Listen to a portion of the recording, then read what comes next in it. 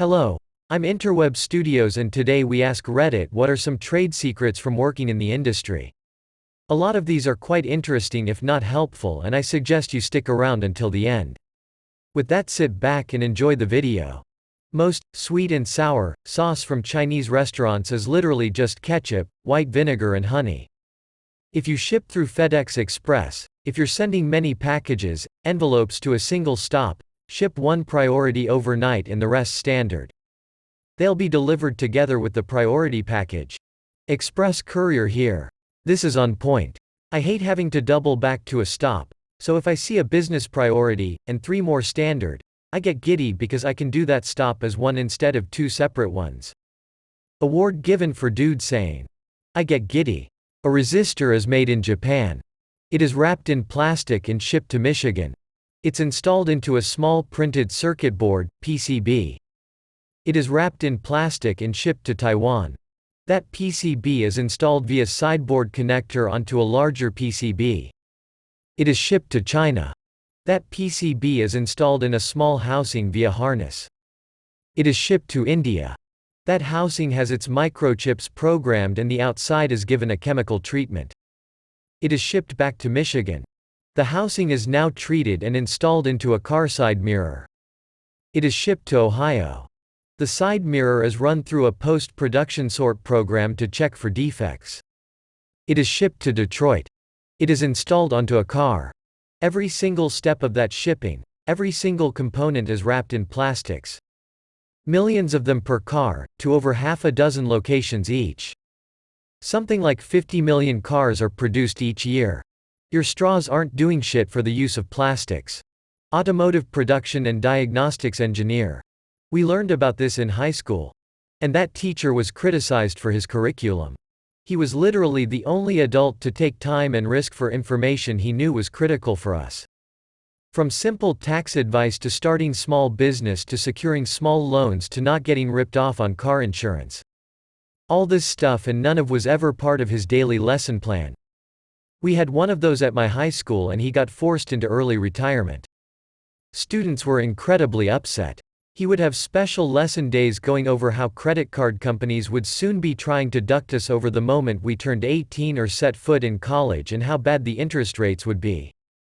Other basic life skills like figuring out where we could get roadside from if we didn't know how to change tires, differences in insurances on cars, some Diet Ramsay stuff like having an emergency fund in a separate account. We need more teachers like him, not less. We actually did find and file that bug in your favorite video game. Our leadership just decided it was okay to ship with it. In addition to that, we actually did test and balance the game to a specific difficulty. When you play it and say, "Did the devs even test this game?" The answer is, yes we did, and that is the behavior, difficulty we expected to be best. Sometimes we get it wrong, most of the times we get it right. Most of the times we got it right you don't take notice because you're having fun. But also sometimes, the person who does the balancing of a specific feature, mechanic is at that point far too good at the game to realize they may have made something too difficult. If you want to book a rental car but they're sold out, book it for a week or 2 longer than you actually need it and then just return the car early and you'll only get charged for the time that you had it. All the systems owned by Enterprise Rent-A-Car, Enterprise, Alamo and National automatically open up their system to long-term reservations and will make sure you get a car over someone who only booked in for a day or 2. Worked there for 2 years. It's a dirty business but at least I learned a lot of rental hacks LMAO. Wanted to add that when you return the car early make sure your daily rate doesn't change.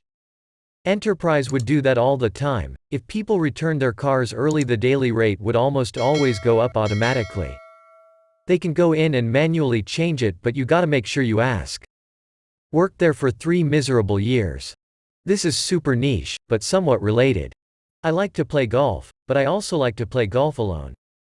When you go to a golf course they don't like a bunch of loners playing by themselves because it backs up the course, so they'll stick random people in a group with you to pack as many people onto the course at once. I hate trying to make small talk with other randos while also trying to not embarrass myself by playing shitty golf. One course I go to often has an online booking system. So I'd book myself as a single at a specific time. Then I'd use a different fake account to book a round for 3 people at the exact same time. You don't have to pay until you get there.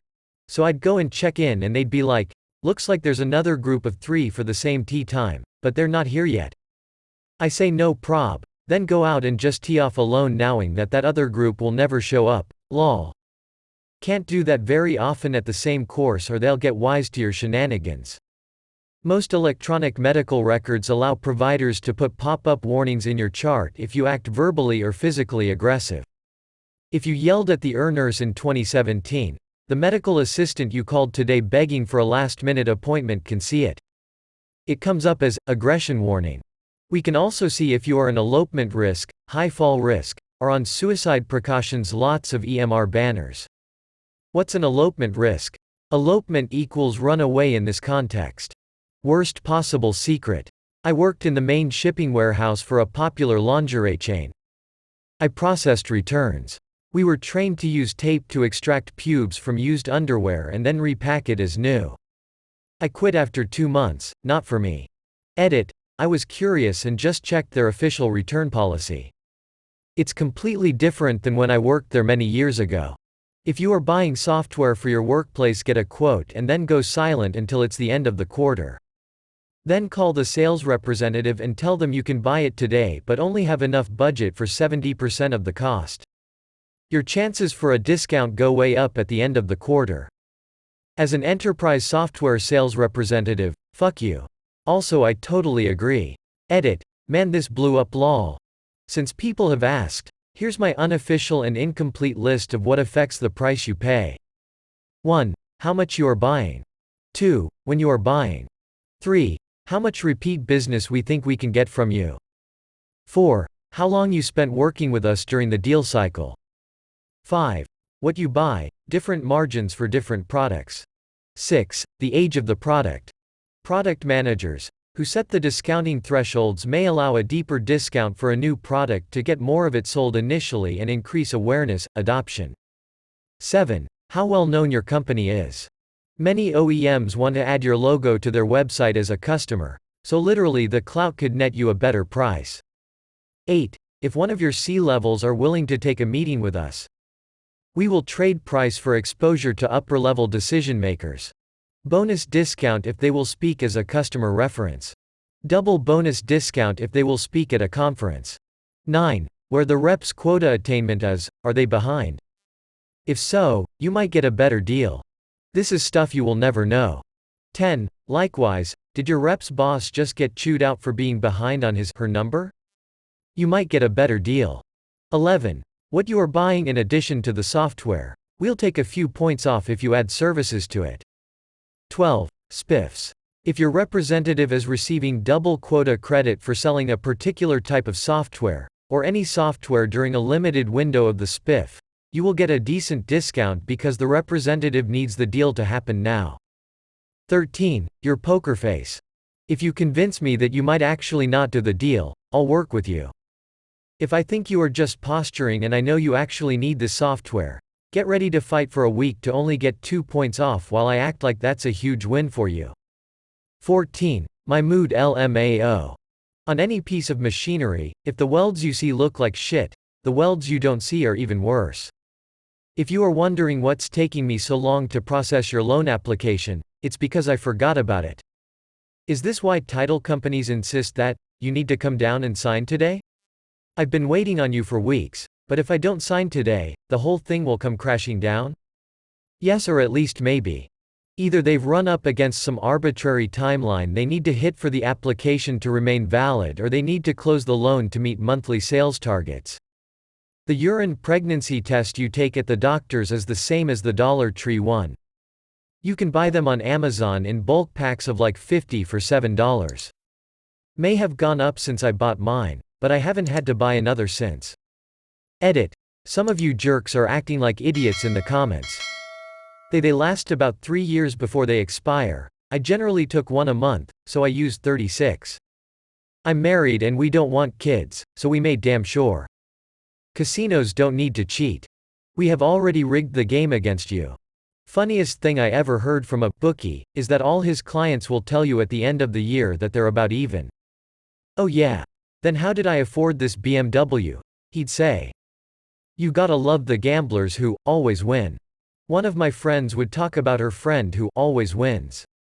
I'm like, you mean the dude living with his parents in his 30s who has put himself on the do not let me in the casino list twice? That guy? Yeah. Gamblers only tell you when they win. People also have their own definitions of winning. I know someone who goes to a casino regularly and always somehow comes away as a winner. When I asked some questions, it became clear that they had a very loose definition of winning. In their mind, since they expected to lose all the money they took with them, if they came home with any money, they sincerely considered it as having won money. So if they went in with $300 and came out with $50, then in their minds they won $50. They didn't see it as a $250 loss. Calls are not being answered in the order received. And let me guess, it's not unusually high call volume, it's that they just haven't hired enough people to actually answer all the calls in a reasonable time frame? Also, the menus haven't recently changed. When you order at a drive-thru, the microphone stays on until you move forward. So everyone inside the store with a headset on can hear your conversation until you leave the ordering area. I always leave my music low till I pull away for this exact suspicion. Now that it's confirmed, I'll also watch my mouth. Another pro tip: turn off your windshield wipers at the drive-thru. It pelts the worker with your rainwater. Tourism industry here. Look up when peak season is for the destination you're looking at. There are usually cheaper prices or the beginning and end of the season. Try to book at the beginning of the season. Seasonal workers work themselves ragged and are usually completely burnt out at the end. At the beginning of the season, everyone is stoked to start making money again. Movie industry. Unless you are absolutely breathtaking in your audition, which does happen, don't get me wrong, there is a list of 30 people each studio prioritizes to be in their major films. I worked at a small talent agency. We had 4-5 people that fit every description, and we sent them all on the same auditions, just like every other agency for the same role. Talent and looks only go so far. Then you have to get lucky. You've got to be good looking, talented, and well connected. Makes total sense when you see the children of Hollywood stars moving up the ranks. Their parents made the connections, and then made the introductions. Most fossils in museums are replicas. These days they're usually plastic casts from silicone molds of real fossils, but 3D printed replicas made from high-resolution scans are becoming more and more a part of things. And that's because they're hard to display and also are valuable, correct? Yep. Also, they're just rare, and animals are almost never 100% complete or even close to complete. Gotta fill in the gaps somehow. One thing I really appreciate about the Royal Ontario Museum in Toronto is that they have a diagram next to each description of their dinos showing you which pieces are real and which are casts. With a couple of them, it takes away a bit of the magic. There's a huge dino in front of you, but then just 2 or 3 bones are real, but I appreciate the honesty. I worked in that lab for a while during art school. Many of the casts are there because the museums share casts, so you might see the same casts in dozens of museums around the world. With that, I hope you enjoy the video. If you did, don't forget to like, subscribe and comment any industry secrets you may have. Until next time.